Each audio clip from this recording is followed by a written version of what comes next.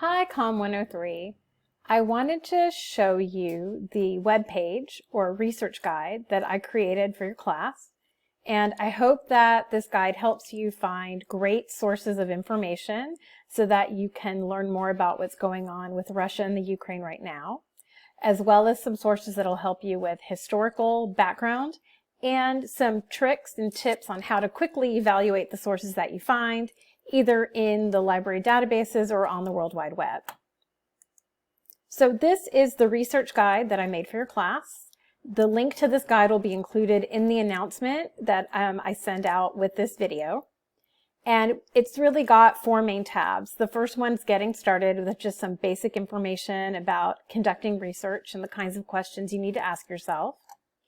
The next tab, gathering information, is where I have put the videos that I shared with you earlier about how to search some of our library databases and resources.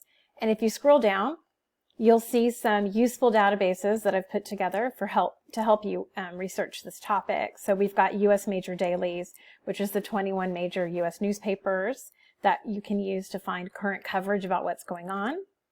There's another database called Academic Search Complete that has a little bit of everything, including scholarly journal articles. This is a great place to find additional information from other perspectives on this topic. Here are links to the three sources that your professors recommended: The Economist, Foreign Policy, Foreign Affairs. These are all journals, and this video up here tells you how to search them.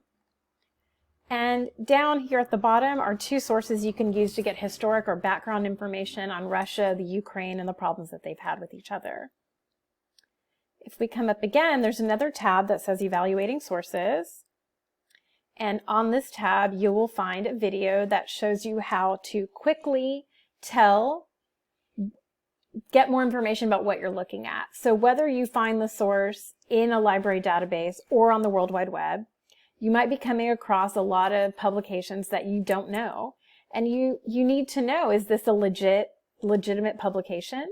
Is it popular? Do a lot of people subscribe to it? And then in this situation we're in right now, like, what's the political perspective or bias that this publication has?